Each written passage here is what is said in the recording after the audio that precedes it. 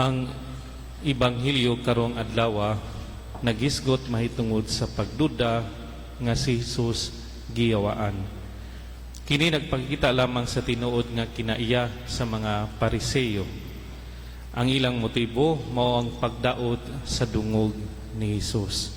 Minangup sila sa pagbutang-butang. Ilang giakusahan si Jesus nga nakikonsabo sa prinsipe sa mga demonyo.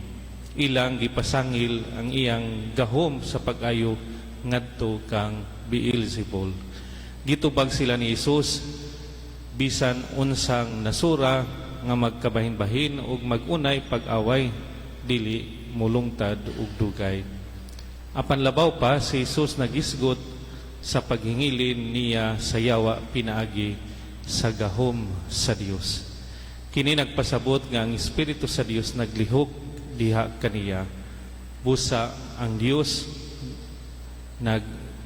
naglihok pinaagi kang Jesus. Ang Dios nagkigsulti pinaagi ni Jesus. Siya nagpadayag sa kabubuton og mga pamaagi sa Amahan.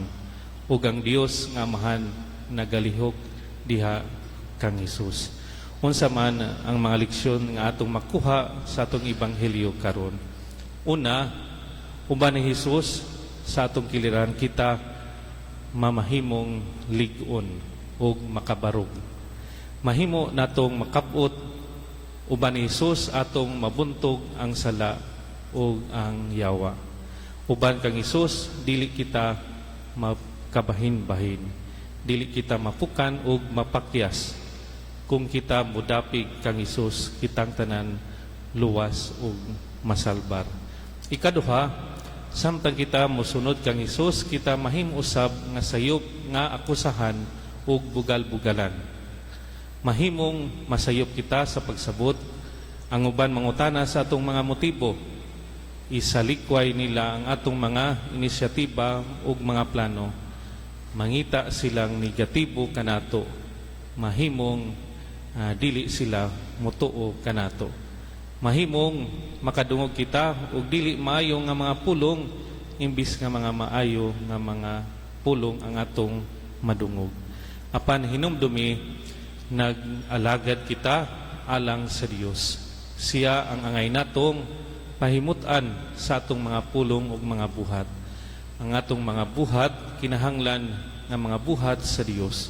Ug kun kita magpabiling duol kaniya o gugot nga nakighiusa kaniya, si Jesus nagpasalig kanato, ang gingharian sa Dios miabot na kaninyo. Busa ang panamilit ng mga pulong ni Jesus alang kanato diya sa Ebanghelyo karong adlaw mao ang bisan kinsa nga dili dapig kanako batok kanako ug ang bisan kinsa nga dili mutabang kanako pagtigom nagapatibulaag. Amen.